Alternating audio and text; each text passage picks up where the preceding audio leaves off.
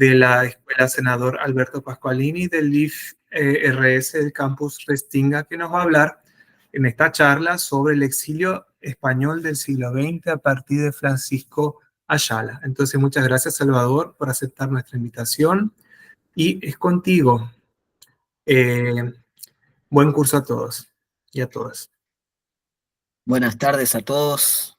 Bueno, es un gusto para mí estar aquí, haber recibido esta invitación para participar. Bueno, desde la pandemia vengo acompañando todo lo que va pasando en el Corpe y participando de talleres y actividades, y hoy me tocó ser el ponente, estoy muy contento. Bueno, voy a hablar un poco, sé que el perfil muchas veces es más para la enseñanza fundamental o para la enseñanza media. Pero esta clase que voy a presentar hoy es fruto de mi tesis doctoral y luego derivó en una clase para el Instituto Federal para la asignatura de lengua española, de literatura en lengua española 2. Entonces, propuse, ¿no?, una clase con una de estas novelas de Francisco Ayala que aborda justamente esta cuestión del exilio español. Bueno, fue para entonces literatura de lengua española 2. Y para dar esta clase, que bueno, como les digo, fue para un nivel de graduación, pero siempre podemos adaptarla, ¿no?, para una enseñanza media, por ejemplo.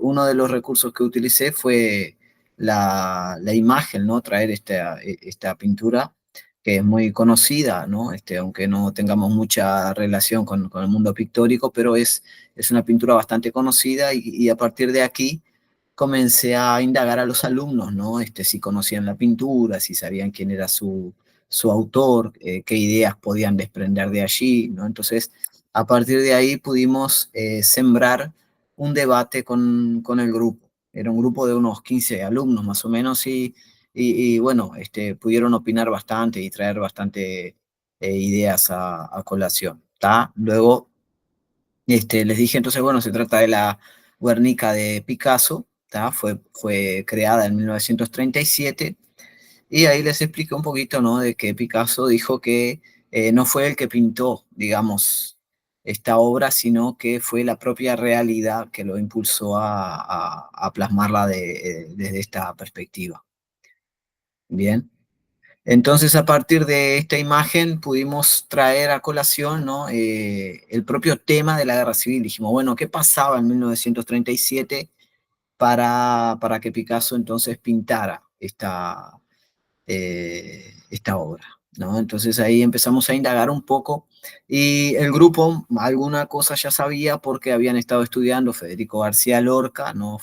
Yo entré a ministrar clases con este grupo, digamos, ya habían comenzado las clases y otro profesor estaba dando estas clases y me los pasó a mí. Entonces, ya estaban un poco interiorizados sobre la Guerra Civil Española. Entonces empezamos a hablar, bueno, ¿qué saben de la Guerra Civil Española? ¿Cuáles fueron los antecedentes? ¿No? ¿Cómo fue el desarrollo? ¿Cuál fue la salida de la Guerra Civil Española? Entonces estuvimos indagando sobre eso, un poco haciendo un mapa semántico. ¿Tá? Luego, para traer algunos contextos históricos, yo les presenté esta imagen, ¿no?, diciéndoles, bueno, el conflicto civil, ¿no?, cómo se presentó o cómo se presenta siempre, ¿no?, de una forma de simplificar, ¿no?, qué fue el contexto, ¿no? Entonces, siempre decimos, bueno, los rojos contra los azules, ¿no?, o los sublevados contra los republicanos. Entonces, comencé a traer este tipo de palabras, ¿no?, para poder explicar qué fue lo que sucedió en aquel contexto político, ¿no?, de esta España de la Segunda República. Bien.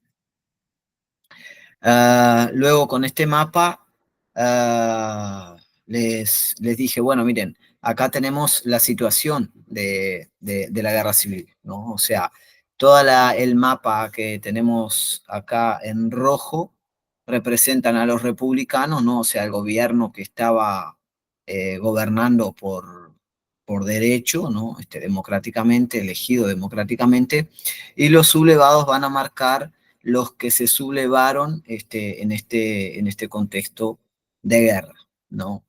En 1936, Manuel Azaña va a ganar las elecciones y va a gobernar apenas 6 meses y ya había, digamos, una conflagración, ¿no? Para crear un golpe de Estado. Entonces, esta es, digamos, la llave de todo esto, ¿no? En realidad lo que se pretendía era hacer un golpe de Estado, pero fue un golpe de Estado fallido porque hubo una gran eh, resistencia por parte del gobierno de hecho, que ofreció resistencia, entonces se terminó formando una guerra. Entonces, la guerra comenzó por Marruecos, que es donde estaban los soldados africanistas, ¿no? Que eran los soldados más malos, digamos, del ejército español, más malo en el sentido porque iban a Marruecos a luchar contra los bereberes, contra los marroquíes, porque tenían territorios allí, y ahí, digamos que aprendían a guerrear de otra forma, ¿no? Estaban acostumbrados a otro tipo de violencia.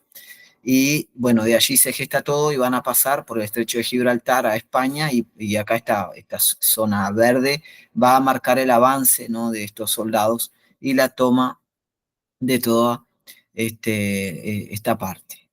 Menos Madrid, ¿no? Que tardó en caer, ¿no? Pero en varias obras literarias, como por ejemplo Granel aborda, ¿no? Toda esta cuestión de los africanistas, y de hecho Francisco Ayala también en alguna de las novelas de él habla de los africanistas y de la crueldad de estos soldados.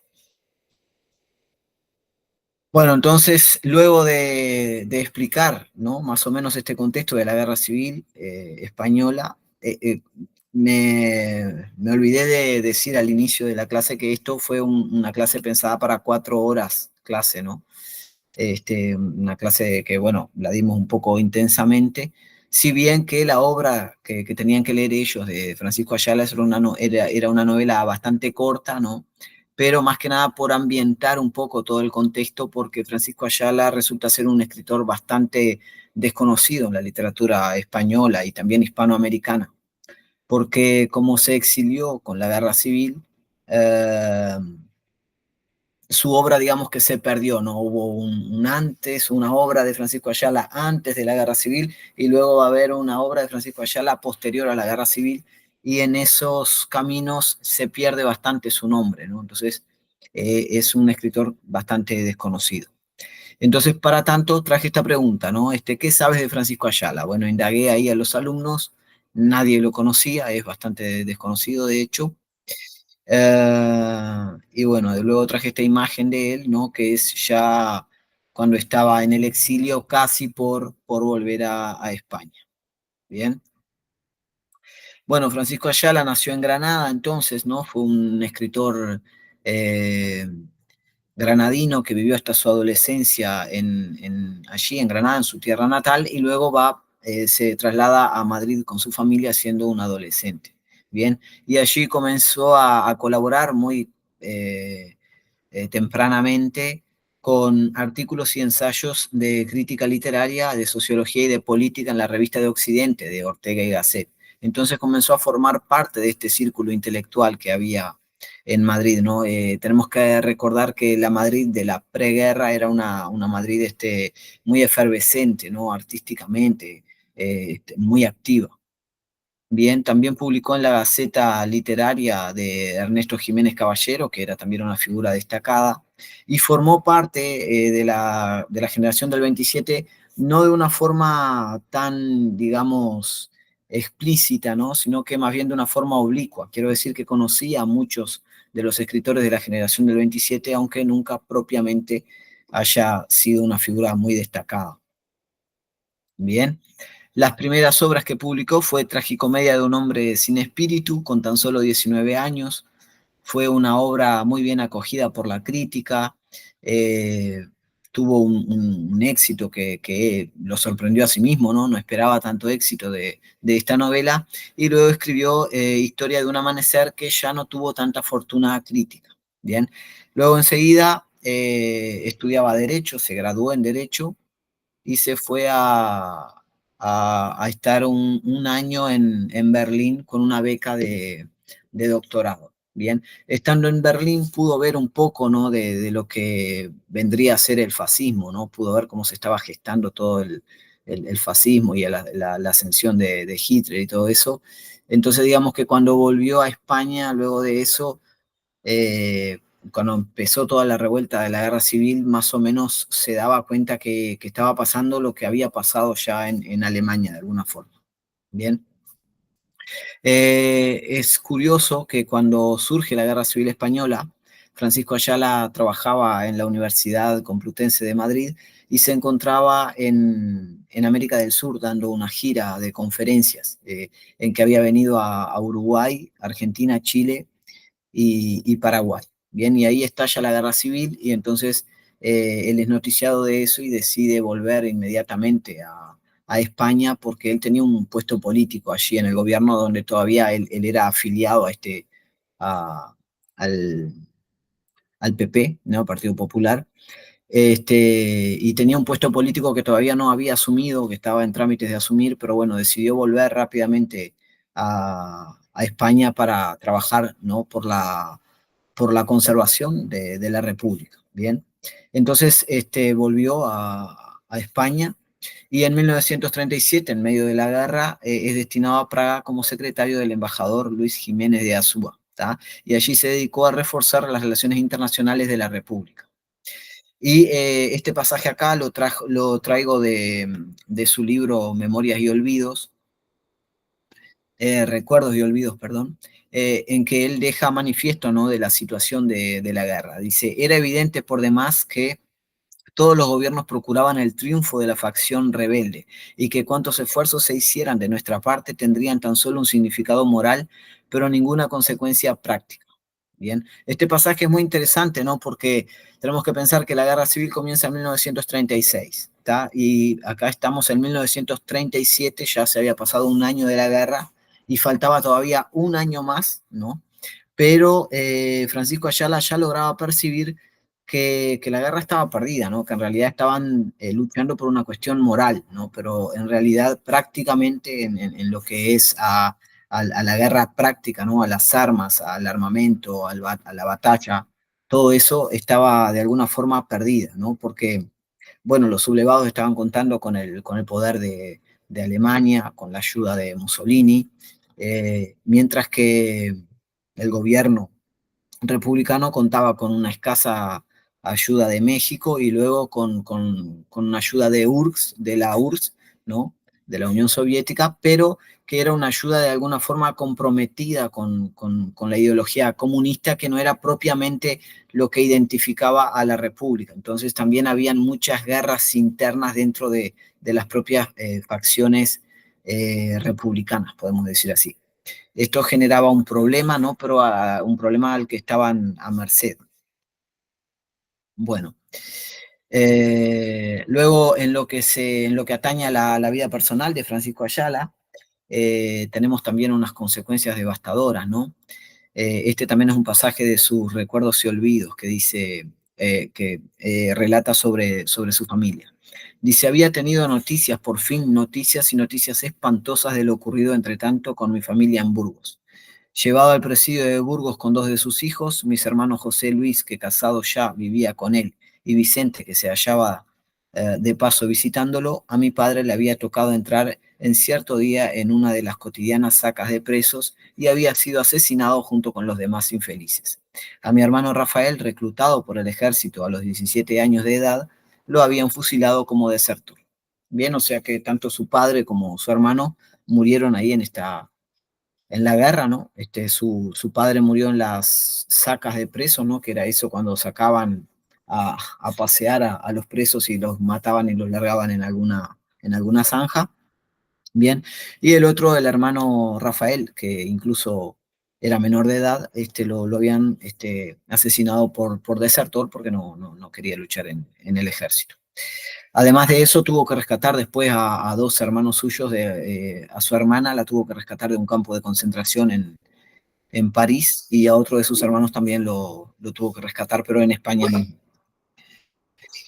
Bueno, hacia el exilio. Bueno, una vez pasada toda la guerra, ¿no? Una vez perdida la guerra, digamos así, porque luchaba por el bando de los republicanos, decide irse al exilio, ¿no? De hecho, también, por traer una anécdota, Francisco Ayala fue dado por muerto, ¿no? O sea, alguien andaba con sus documentos y se creía que habían matado a Francisco Ayala, pero no, no fue el caso.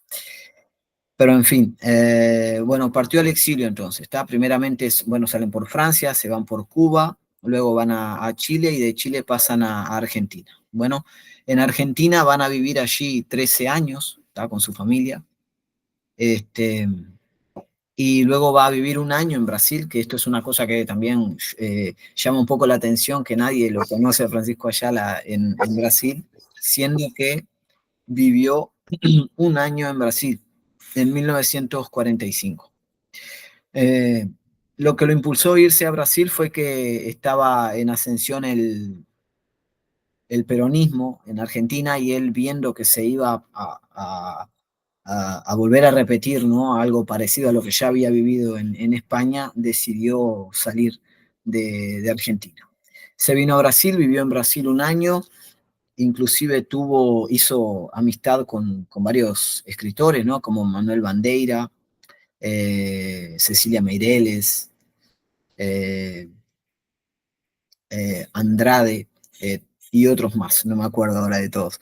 Pero bueno, tuvo de hecho, le ofrecieron quedarse en Brasil, pero no se pudo quedar porque no encontró una forma fue por cuestiones personales que no se quedó, porque por su hija. Dice que no encontró medios para que la niña pudiera estudiar y todo ese año que le estuvo en Brasil, la niña estuvo sin estudiar, solamente con cosas que los propios padres le preparaban, entonces tuvo que irse. Bien, en fin. Luego se fue a Puerto Rico, estuvo 8 años allí, y por último se fue a Estados Unidos, donde vivió 20 años. ¿Tá? Luego, a partir de 1960, ya comienza a visitar a España, pero digamos que de una forma un poco clandestina, ¿no? Y solo regresa definitivamente a España en 1975, luego de la muerte de Francisco Ayala, perdón, de Francisco Franco.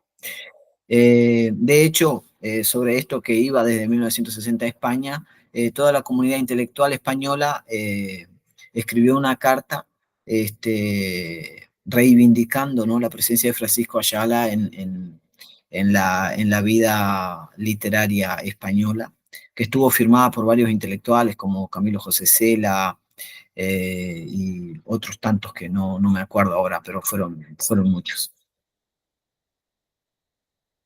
Bien, acá tengo un pequeño video, un fragmento de Francisco Ayala, porque también es interesante pensar que Ayala nació en 1906 y falleció en 2009, o sea que vivió 103 años de edad. Fue un escritor muy longevo y que estuvo, eh, digamos, lúcido hasta el último momento. Estaba tan lúcido que el día que se fue a morir dijo, sus últimas palabras fueron, hoy me voy a morir. Y al poco rato, de hecho, se murió. Bien, en cuanto a su producción literaria, a su mayor producción se va a dar en el exilio, ¿tá? Cuando va a escribir Los Usurpadores, La Cabeza del Cordero, Historia de Macacos, Muertes de Perro, El Fondo del Vaso, El As de Bastos, El Jardín de las Delicias. Y luego Recuerdos y Olvidos, que son sus memorias, las va a escribir a partir de 1982 en 3 volúmenes que hoy por hoy ya están todos compilados en un volumen solo. Bien. Y en el 2006 se va a escribir El Jardín de las Delicias, edición definitiva, que es el año de su centenario. El año de su centenario, Francisco Ayala tuvo un año muy ajetreado, muy movido, participó de muchos eventos que se hicieron en su honor. Y bueno, lo bueno es que pudo participar realmente de todos ellos porque eran los 100 años, ¿no? O sea, con 100 años andar todo lo que anduvo él es admirable realmente. Bueno, entonces, la novela que trabajamos en esta clase fue La vida por la opinión, ¿tá? Que está dentro del libro La cabeza del cordero, publicado por primera vez en 1949. Este es un libro de muy corto, quiero decir, rápido de leer en tanto a las páginas, ¿no? Pero es bastante profundo, en realidad es difícil de leer. Son 5 novelas Bien, y trabajamos en esta clase La vida por la opinión porque se trataba de la novela más corta del libro, ¿no? Para facilitarle a los estudiantes la lectura y también para poder ahondar en la cuestión más que nada del exilio. ¿Tá? Este libro, todas sus novelas tratan de la guerra civil de una forma directa o de una forma oblicua, pero todos están dentro de la guerra civil española. Este, por ejemplo, El mensaje es una novela que se pasa antes de la Guerra Civil Española, pero que augura, ¿no? La llegada de esta guerra civil a partir de un mensaje absurdo, ¿no? Es una novela muy, muy bonita porque es media, es como un laberinto, ¿no? Que nos va llevando y nos deja confusos, ¿no? Al fin. Luego El Tajo ya se pasa dentro de la guerra civil realmente. Este, el regreso también trata del exilio y de la guerra civil, ¿no? Pero la guerra civil la toma desde un punto de vista retrospectivo, ¿no? Un personaje que está exiliado decide por aquella cuestión melancólica volver a su tierra y ahí es cuando se encuentra con las consecuencias de la guerra civil y se da cuenta que se ha equivocado al regresar a España y ahí vuelve a exiliarse. La cabeza del cordero también trata de la guerra civil de una forma retrospectiva, en que el personaje principal realiza una catarsis a través de una indigestión, ¿no? O sea que toda la tensión de la guerra civil se somatiza en su cuerpo y termina con una indigestión liberándose, digamos, purgando sus emociones.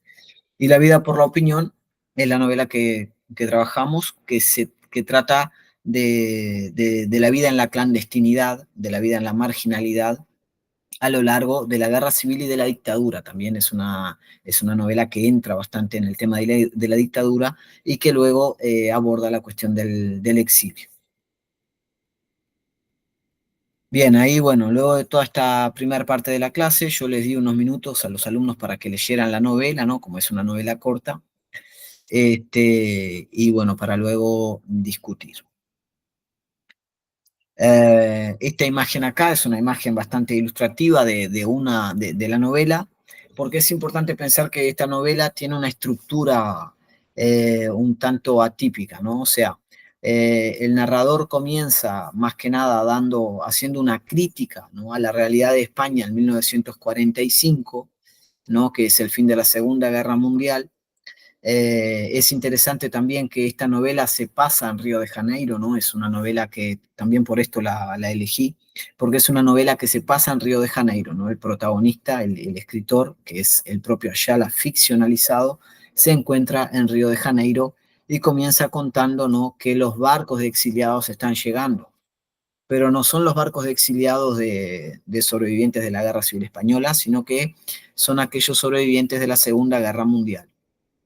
¿Tá? Y entonces comienza a tejerse toda una crítica a España frente a Europa, ¿no? Digamos así, ¿no? En que dice el narrador que Europa entera le dio la espalda a España cuando ella entró en guerra, ¿no? Nadie se quería meter, todos estaban con el principio de neutralidad, y la dejaron a su suerte, digamos así, y bueno, cada facción enfrentada consiguió ayuda como pudo, ¿no? Algunos por parte, algunos con Alemania y Italia, como fue el caso de los sublevados, y la República apenas consiguió una ayuda de la Unión Soviética y de México. Pero el resto de los países europeos, como Francia, Inglaterra, que tenían sus repúblicas, ¿no? Y que podían abogar, ¿no? Por una salida democrática, digamos, decidieron estar en plan de neutralidad. ¿Tá? Y eso es lo que comienza criticando el, el, el narrador. ¿Tá? Y su crítica va a que, bueno, abandonaron a España a su suerte en ese primer momento y luego, una vez terminada la guerra civil, también la abandonaron a su suerte porque nadie hizo nada por buscar una vía democrática al régimen dictatorial. ¿Tá? Entonces por ahí comienza la crítica, ¿no? Y entre esos barcos que van llegando con exiliados, llegan algunos exiliados de España, ¿tá? Que dicen lo siguiente. Esos exiliados le cuentan al narrador, no, yo estaba esperanzado de que con el fin de la Segunda Guerra Mundial, Europa presionaría para que Franco abandonase el poder y diera una salida democrática a la situación de España. Bien, y cuando vieron que eso no ocurría, estas personas que vivieron en la clandestinidad, no solo durante los 3 años de la guerra, sino luego durante gran parte de la dictadura, al ver sus esperanzas frustradas, deciden exiliarse. Entonces, digamos que la novela se pasa a partir de esas coordenadas, ¿bien? Pero a su vez, esas son las coordenadas generales, ¿no? Pero dentro de la novela hay dos historias particulares que cuentan, ¿no? Cómo fue esa vida clandestina. Hay uno de estos personajes, que es un maestrito de Ávila, que no tiene nombre propio, ¿no? Porque justamente eso denuncia la situación de vulnerabilidad y de clandestinidad, ¿no? No daba su nombre para poder pasar desapercibido. Vivió dando clases, ¿no? Para exámenes de pueblo en pueblo, de pueblo en pueblo, ¿no? En España, ¿no? En el interior de España. Entonces estaba un tiempo en un pueblo, luego cuando veía que estaba la cosa un poco complicada, se iba a otro y ahí se fue pasando 9 años en esa situación. Nos cuenta el narrador que estaba con el pelo muy largo, la barba muy larga, muy descuidado, muy desprolijo, y que le colocaba una cantidad de azúcar absurda a los cafés porque en España hace muchos años que no se recibía azúcar. Bien, entonces nos cuenta, ¿no? Toda de una forma muy, digamos, capciosa y de una forma muy delicada, ¿no? Sugiriendo más que nada toda esta situación de este personaje.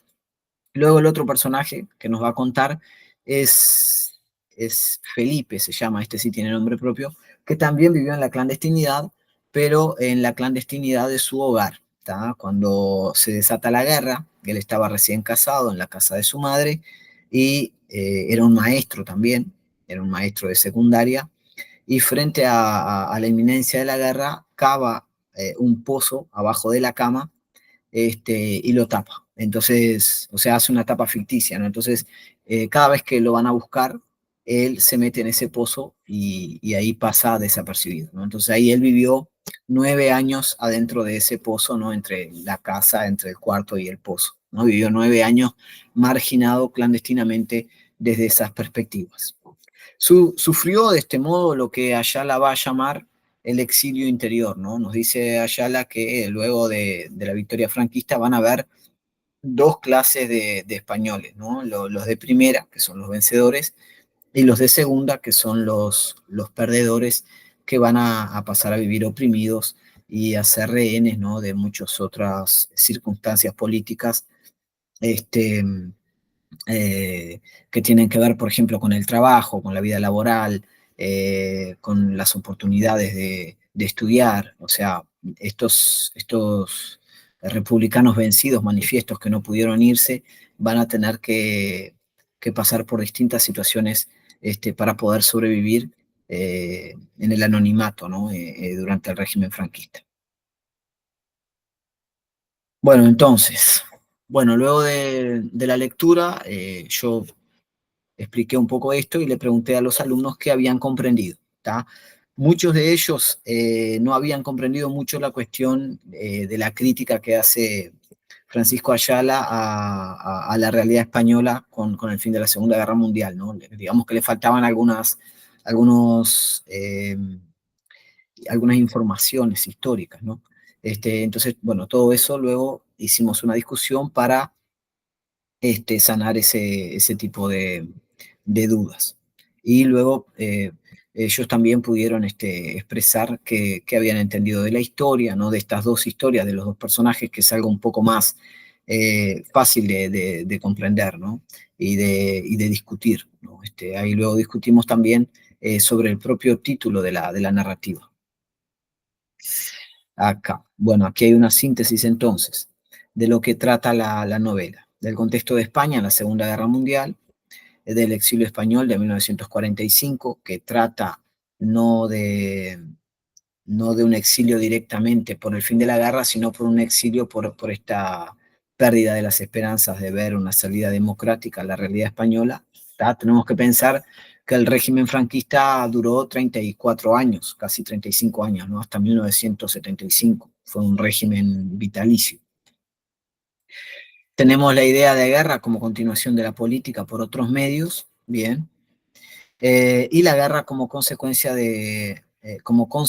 en la sociedad, ¿no? Las víctimas, los exiliados, los sobrevivientes, enfermos, exiliados interiores, el país en ruina, gran crisis económica y sanitaria. Bien, entonces, dentro de estas perspectivas, o sea, dentro de las historias que nos va contando el narrador, tenemos el propio exilio, ¿no? El narrador es un exiliado, y luego tenemos a los otros dos exiliados que luego de haber vivido 9 años clandestinamente, se exilian y van a pedirle ayuda al narrador.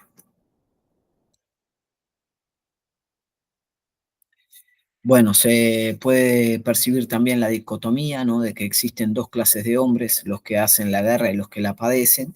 Bien, o sea que aquí esta es una cita de Cela que nos trae un poco también la cuestión más que nada política en el sentido de la clase dirigente que monta la guerra y luego las personas que la van a padecer independientemente del bando que pertenezcan, ¿no? O sea, todos son víctimas de la guerra de alguna forma, ¿no? Y esto queda muy evidente en otra novela de Francisco Ayala, en El Tajo queda evidente esta idea, ¿no? De que tanto vencedores como vencidos son víctimas de la guerra. La novela nos presenta dos protagonistas, está un maestrito de Ávila, ¿tá? Sin nombre propio, y Felipe, un sevillano, profesor de enseñanza secundaria. Hay un tono de resignación frente a la realidad de su tiempo, tanto del narrador como de los propios personajes. Se juzga moralmente la actitud de Felipe, ¿tá? O sea, el fin de la novela es un final que va a juzgar a Felipe moralmente, ¿no? Porque dice, bueno, Felipe era un republicano que, que no luchó por la república, ¿no? Decidió esconderse, ¿tá? Y surge un problema entre la ética y la moral, ¿bien? Porque Felipe actúa de una forma ética, digamos, preservando su bienestar individual frente a la moral, ¿no? Que sería luchar por el bien del grupo, ¿no? En este caso, él preserva su vida y el grupo que se joda, ¿no? De una forma cruda, así. Bueno, entonces también traje dos definiciones, ¿no? La ética, para que los alumnos entendieran. ¿Qué es la ética? Las normas orientadas a la preservación y fortalecimiento de la vida individual, frente a la moral, que son normas orientadas a la preservación y fortalecimiento de la vida del grupo. Bien, entonces eso es lo que termina por juzgar el narrador, ¿no? Un narrador que actuó, ¿no? Políticamente por la República, entonces nos dice, bueno, Felipe fue un cobarde, ¿no? En entre líneas. Y resulta ser un cobarde más todavía frente a, digamos, a cómo se va a desplegar la historia, ¿no? Porque la historia es esta, él va a estar 9 años recluido en ese agujero y en su casa, viviendo ahí con su esposa y su madre. Él se va a esconder en muchas ocasiones cuando llegan policías a preguntar por él, a buscarlo. Él se esconde abajo en el pozo y escucha cómo estos golpean a su madre o cómo golpean a su esposa, cómo las insultan. Y él nunca hace nada, ¿no? Siempre se queda ahí, esperando que se vayan.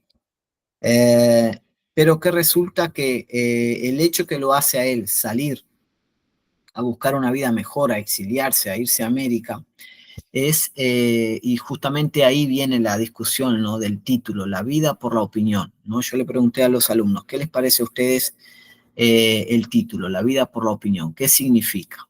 Entonces ahí se armó un pequeño debate. Llegaron a la conclusión de, bueno, salvar la vida por no decir la opinión, ¿no? Es lo que sugiere el título, ¿no? Salvo la vida si no digo mi opinión en una cuestión, en una situación de dictadura, en una situación de guerra, hablar puede ser un problema, entonces mejor mantenerse callado. Entonces Felipe lo que hizo fue esconderse, ¿no? El maestrito de Ávila también, o sea, declarar su identidad, decir su nombre, era, digamos, implícitamente dar su opinión porque su nombre estaba en las listas de un partido socialista. Entonces, ¿qué hizo? Pasó clandestinamente durante toda la guerra y la dictadura.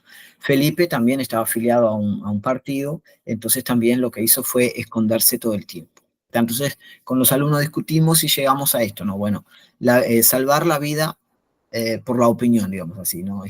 Para salvar la vida no decimos la opinión, no decimos lo que pensamos, ¿bien? Pero resulta que luego la narrativa va a tener un desenlace totalmente disparatado, ¿no? Y es que Felipe decide salir del agujero e ir a buscar una vida mejor en América porque su esposa queda embarazada. Y cuando su esposa queda embarazada, él razona de la siguiente manera. ¿Qué va a pensar la gente? Que soy un cornudo, que mi mujer es una cualquiera. Esto no puede pasar, ni sobre mi cadáver, ¿no? Entonces hay un pasaje que el narrador dice así, y Felipe, como que si fuese un gallo, se subió al palo más alto y cantó por todo lo alto, ¿no? Se subió a un palo y cantó por todo lo alto, algo así. Entonces, él decide salir del agujero, mostrarse en la ciudad para que todos vieran que el hijo que esperaba la mujer, que era de él, ¿no?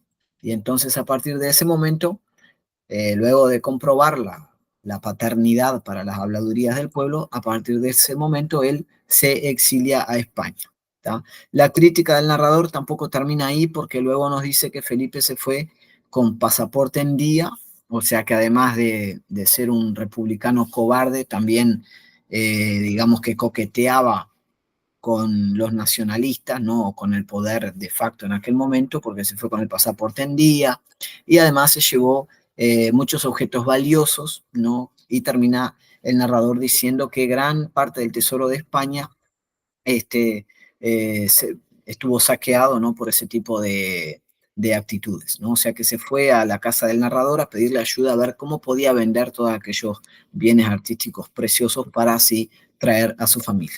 ¿Tá? El narrador va a concluir diciendo que no sabe cómo ayudarlo, ¿no? A dónde orientarlo para que él pueda conseguir ese dinero que pretende.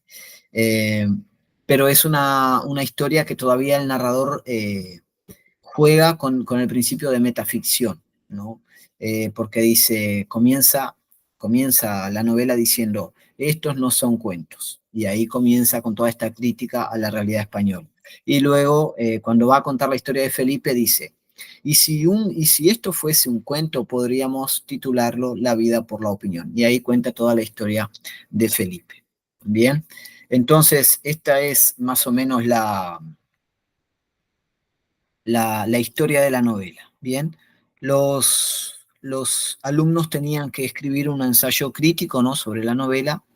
eh, y bueno, a partir de toda la discusión, era esa la tarea que tendrían que hacer. Eh, Aquí dice, para tanto, considera tus respuestas acerca de las preguntas de interpretación textual. Sí, porque yo les había dado unas preguntas de interpretación textual. Eh, y luego les dije que exploraran por su propia cuenta el contexto histórico en el que estaba ambientada la obra. Bien. Las preguntas, me pareció que las había puesto acá las preguntas, pero no las tengo acá, las preguntas de interpretación textual que les hice. A ver si las encuentro. Acá puede ser.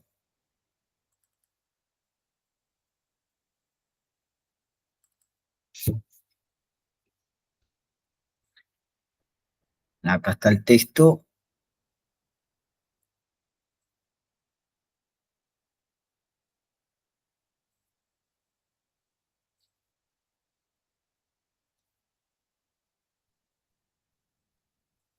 Acá. Bien, acá este era el ejercicio, ¿no? de lectura, ¿no? Resume las ideas Salvador, esenciales. no lo estamos viendo. Ah, Seguimos ¿no? viendo la pantalla. No, la Ah, misma perdón. pantalla que... A ver, a ver ahora. Ahora sí. Ahora sí, bien. Bueno, acá estaba el texto, que como ven es una novelita muy corta, ¿no? Son 6 páginas, 7 páginas. Eh, Acá, preguntas para la interpretación textual. Dice, resume las ideas esenciales de la narrativa. 2. El narrador insiste en que su narración no son cuentos, ficciones. Sin embargo, en el desarrollo de su negativa se va desarrollando la acción de su personaje. Estamos, pues, ante un caso de metaficción. ¿Por qué crees que el narrador adopta este recurso literario? ¿Qué te parece que quiere expresar el narrador a través del siguiente pasaje?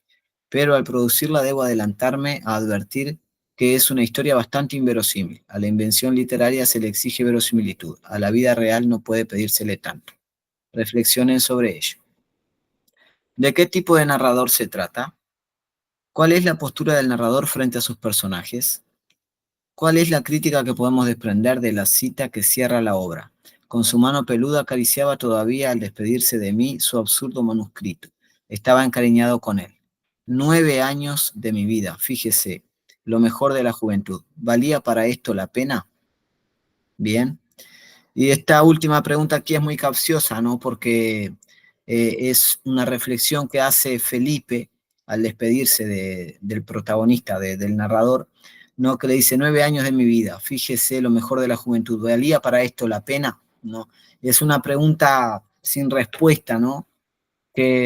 Bueno, nos lleva a pensar bueno, la verdad que no valía la pena para eso, ¿no? Para estar 9 años en una cueva, o sea, hubiese ido a pelear por la causa o se hubiese exiliado antes, no sé, pero nos deja una pregunta abierta, ¿bien? Para que los alumnos reflexionasen sobre ello, ¿bien? Bueno, esto sería más o menos lo que preparamos para esa clase. Es acá. Eh, no sé si quieren comentar algo.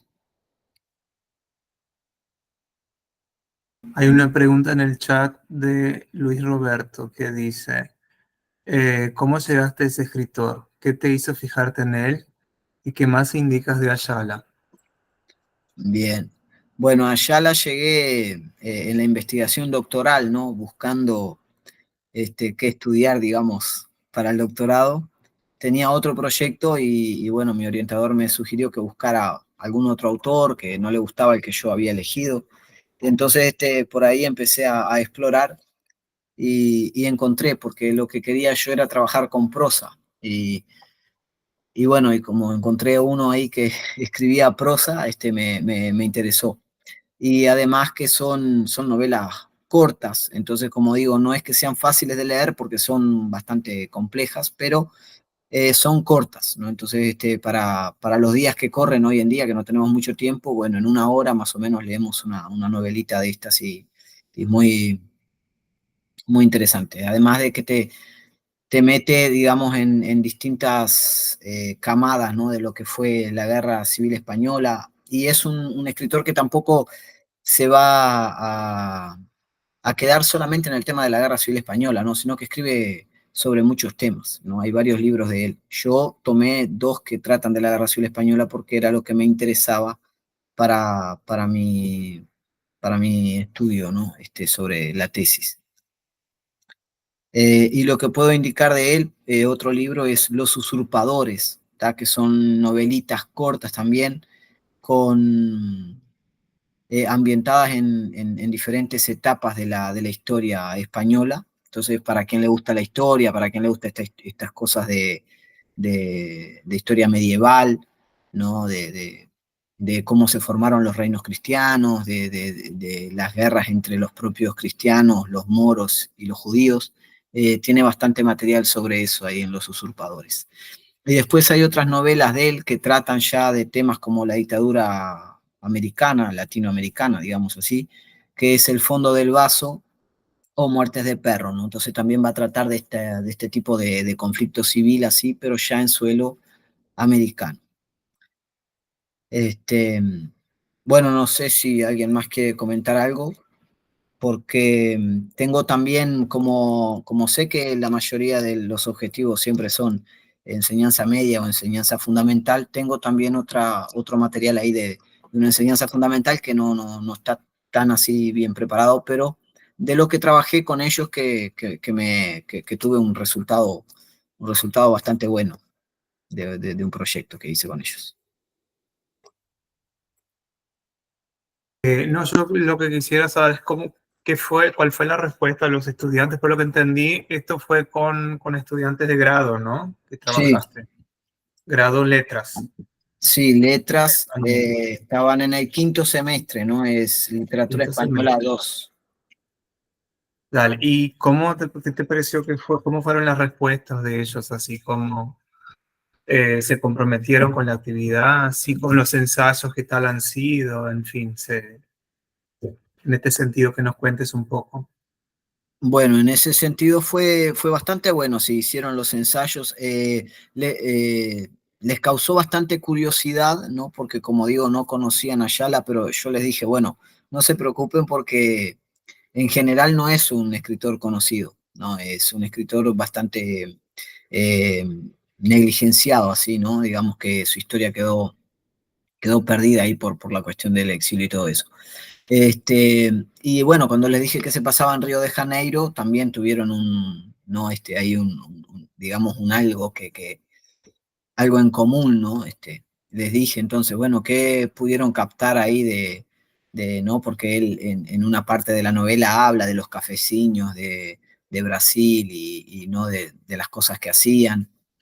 Este, pero bueno, en fin, pudieron hacer los ensayos, lo que pasa es que después justo se vino la huelga, ¿no? Pero tengo un grupo que son unos 15 alumnos y 10 hicieron los ensayos y me los enviaron, o sea que los demás, no sé si pasó que con la huelga o todo esto, pero bueno, en fin, eso quedó ahí, ¿no? De hecho, algunos ensayos ya logré leerlos y se los devolví para hacer algunas correcciones, ¿no?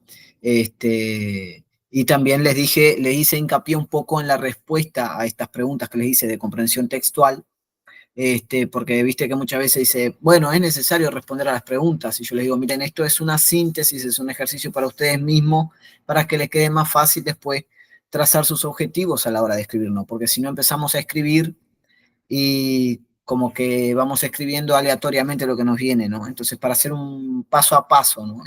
Hacer una síntesis primero, ¿no?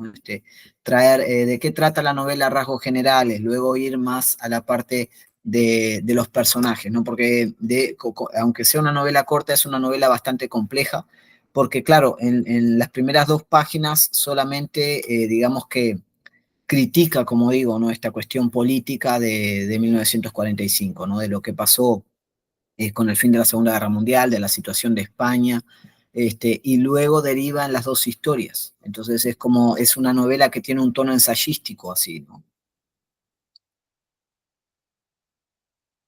¿Te parece que es un material posible que se pueda adaptar, por ejemplo, en otro nivel que no sea nivel de grado? Por ejemplo, un nivel como esto, secundaria. Yo, por ejemplo, con los míos de secundaria, yo trabajo una serie de cuentos que tratan de temas políticos, como el caso de la dictadura, en fin.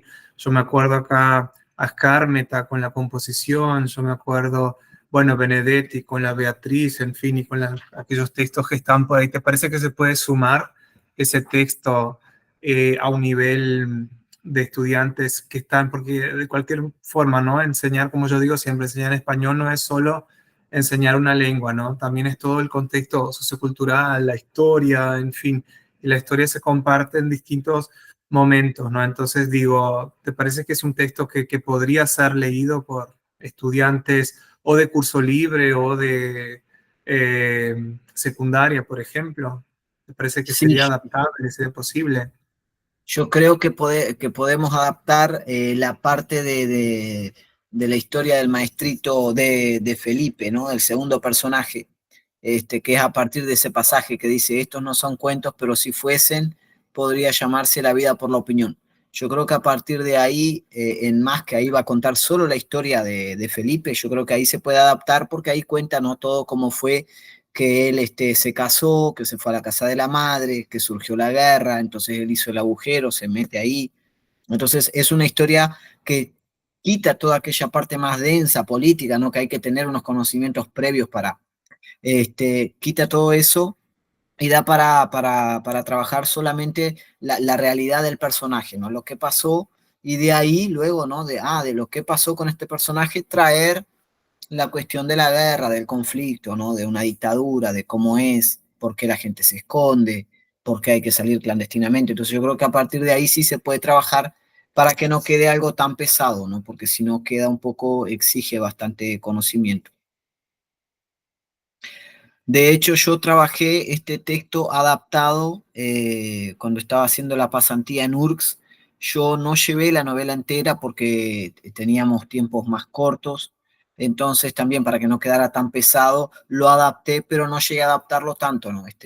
Saqué algunas cosas, dejé partes de la primera historia también, entonces me parece que da para adaptarlo, sí. Y otra curiosidad, ¿era un curso de literatura o era de lengua? ¿Cómo es que funciona en el LIF? Porque yo no sé exactamente cómo es que trabajan ahí. ¿Lo viste, yo qué sé, literatura uno, cultura, no sé, lengua? ¿Cómo Eh, lo este acá propusiste? era literatura 2 lengua y Ah, literatura. literatura. Literatura sí era específicamente literatura, ¿no? Estamos tratando todos temas literarios. Entonces, por eso lo llevé entero y dije, bueno, vamos a trabajar de lleno con esto. Este, pero, pero fue, o sea, sacando un poco la cuestión de estos conocimientos previos, ¿no? De todo los conocimientos más históricos, digamos, ¿no? Todo esto de la guerra, de por qué estaba habiendo un exilio en el 1945, ¿no? Desprender un poco eso, fue un trabajo que funcionó bastante bien.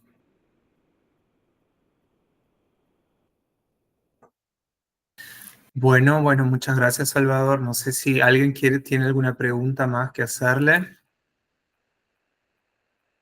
Micrófonos abiertos. O entonces el chat, ¿no? Si quieren escribir por el chat también.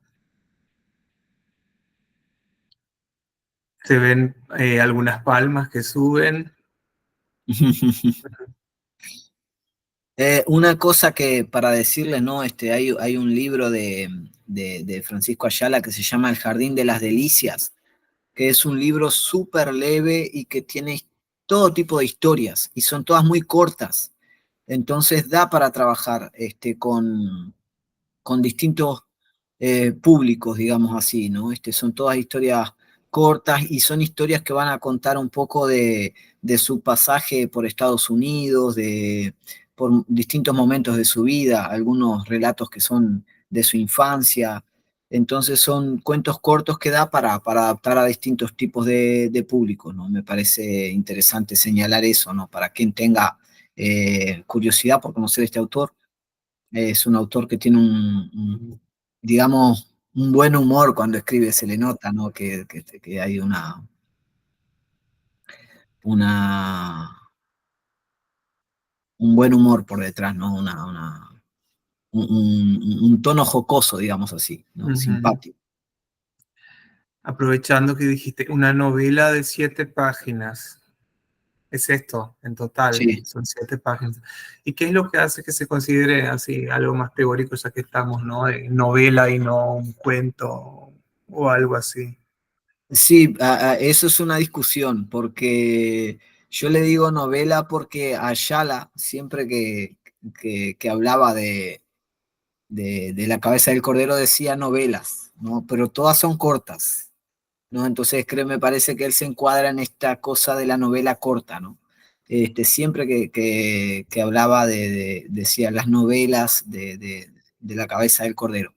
También es verdad que La vida por la opinión se la coloca en este conjunto de novelas un poco más tardíamente, ¿no? Porque fíjate que se publicó La cabeza del cordero en 1949, ¿tá? Y La vida por la opinión él la publicó en 1955. Luego, tardíamente, la incorporaron a que me parece que es un poco más por la temática, ¿no? De los temas que aborda. Pero bueno, yo me adscribía a ese principio, ¿no? De decir, es una novela corta, cortísima. No, y esto es una cosa de pensar también, ¿no? Porque cuando estamos buscando materiales, la extensión también es algo que Es hay que algo pensar, interesante. ¿no? Que es importante. Yo te agradezco, Salvador. Yo no conocía el autor. Voy a buscarlo, voy a leer. Yo vi que Ivonne puso, mientras estabas hablando, Ivonne puso algunos sitios de internet acá donde se encuentran algunos de sus textos. Ciudad Seba se encuentra algo que ella puso acá Mm. y algo más. Entonces creo que quedamos con la inspiración y con las ganas de conocer a más de Ayala, por lo que presentaste acá, que parece ser muy interesante. Y aparte trae esto, ¿no? De la literatura en conjunto con la historia, Que como digo, ¿no? Estudiar una lengua nunca es estudiar solo palabras, ¿no? Hay todo un contexto social, histórico, se puede añadir una película, algo más en conjunto, dependiendo del nivel, ¿no? De los estudiantes que estemos trabajando. Entonces me parece que son ideas muy interesantes, reflexiones muy interesantes que has traído esta tarde. El Corpe te agradece una vez más, y Ivonne dice que tampoco conocía, creo que no sé, alguien de acá que está en el curso conocía a Ayala, yo lo conocía de nombre nada más, había oído hablar en algún momento de la vida, pero jamás había leído nada de él. Anne tampoco, Mariana Bueno, dice que hace mucho eh, interesante, Fabio, no, fue Salvador, sí. Fue un autor muy longevo, ¿no? Falleció con 103 años, es una Mm, cosa impresionante. Y a modo de curiosidad también, solo para compartir con ustedes, en 2022 pude ir a España y visité la Fundación Francisco Ayala en Granada. Fui muy bien recibido allí, mm. me regalaron unos libros y conocí a la viuda, Ah, mira, Caroline Richmond. Ella era, ¿no? Profesora en la universidad bueno, una universidad estadounidense, no me acuerdo ahora el nombre, pero ella tiene algunos libros también de él, ¿no? Escribió bastante cosas de él también. Así de crítica literaria, ¿no? Los libros que ha escrito de él. Pero en fin, pude conocer allá la fundación y a ella también, fue muy bueno. no sé, entonces chicos, chicas, ¿alguien? ¿Preguntas, comentarios, algo más? Salvador está a nuestra disposición.